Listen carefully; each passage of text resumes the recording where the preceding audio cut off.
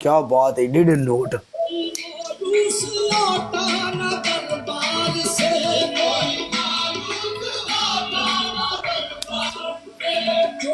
किसी बंदे को बूस्टर है साडे कोल?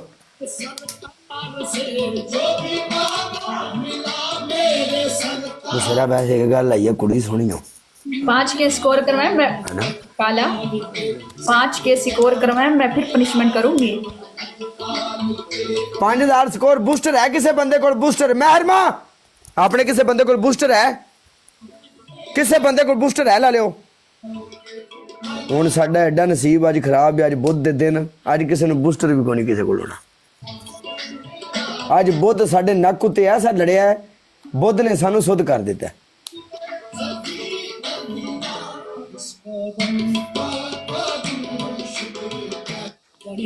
बूस्टर है गाइस तो महरमा को बूस्टर होना है। अब महरमा कुड़ी मुकदरा वाली किस्मत वाली कुड़ी है।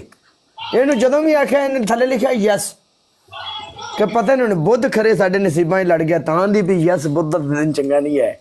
ਹੁਣ ਯੈਸ ਕਰੇ ਨੇ ਕਿਉਂ ਲਿਖਿਆ ਯੈਸ ਦਾ ਕਿ हाँ महरमा बूस्टर लग गई। महरमा बूस्टर है, महरमा बूस्टर में जुड़ जाओ, महरमा जुड़ जाओ। महरमा अपना बूस्टर जा रही।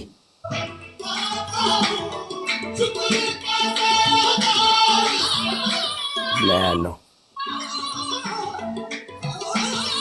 नी महरमा बूस्टर गया।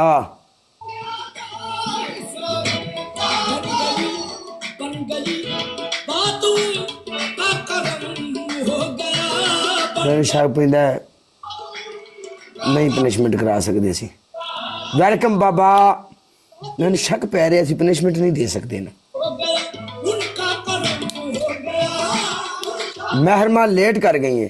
ओह यस ये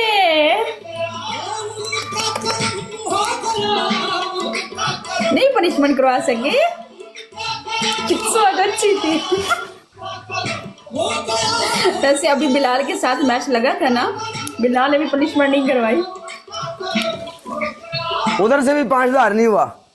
नहीं हो गया था।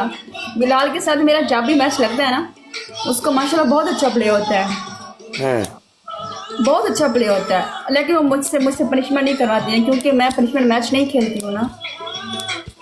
चलो आप यूं ही समझे हमारा 5000 हो गया है, यूं समझो कि हमने आपको पनिशमेंट माफ की। चलो जाओ। हाँ वो भी ऐसे कहते हैं, कहते हैं हमने आपको माफ किया।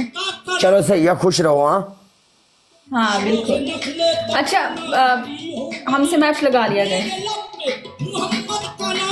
कभी कभी। कौन कम वक्त आपके साथ मैच नहीं लगाना चाहता? ठीक है ना? जी ठीक है। ओके ओके ओके, अपना ख्याल रखें। अल्लाह हाफिज़। आप भी रखें अपना ख्याल। आपका बहुत शुक्रिया, मैच लगाया पनिशमेंट के बगैर हमारे साथ। जी कोई मसला नहीं। रिस्पेक्ट है, आपका बहुत शुक्रिया। Same to you guys.